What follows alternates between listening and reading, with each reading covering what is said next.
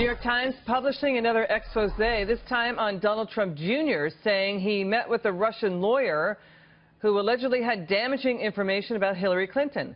This is during the campaign. Donald Jr. responding this morning saying, quote, "Obviously, I'm the first person on a campaign to ever take a meeting to hear info about an opponent. Went nowhere, but had to listen." Let's take a look at the New York Times stock, showing the stock closing the day in the red. It's on a one-month slide right there. My next guest says this is a big yawn. He is presidential historian Doug Wead. He says this is standard practice historically for campaigns. He joins me now. Good to see you, Doug. Hi, Liz. Good to see you. Good. We've got news right now. Donald Trump Jr. has hired a lawyer to represent him. But, you know, when campaigns get help from foreign countries in order to win elections, is that collusion? You know, campaigns have been influenced by foreign governments from the very beginning. People railed against Thomas Jefferson because they thought he was a tool of the French, and they railed against John Adams because they thought he was a tool of the English. And in modern times, the Chinese government funneled millions of dollars into the Clinton re-election campaign, so much that Bill Clinton and the Democrats were investigated by the FBI. There was a congressional hearing, and they had to refund millions of dollars. You remember Al Gore going to the Buddhist temple where straw donors were giving him money. So foreign governments always try to influence the campaigns of other nations, and we do ourselves. We try to influence elections in the Ukraine, in Egypt, all over the world. It's very common. You know, Doug, this whole Trump-Russia collusion conspiracy again coming up with the Donald Jr. story, it feels like one big basketball air horn blaring off that something's going to explode and impeachment is just around the corner. How do you feel about it?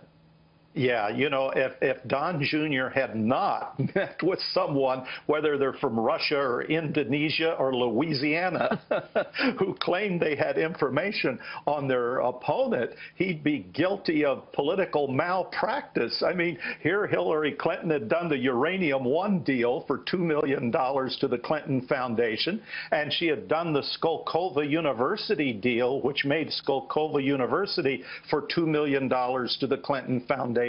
The Silicon Valley of Russia. If someone came to a political campaign and said, "We have information on your political opponent," of course you should listen to that. Where else do you think we're going to hear it? You think CNN, which provided the debate questions in advance to Hillary Clinton's campaign, is going to give us information of what the Hillary Clinton campaign is doing? So opposition research, you have it in business, you have it in law.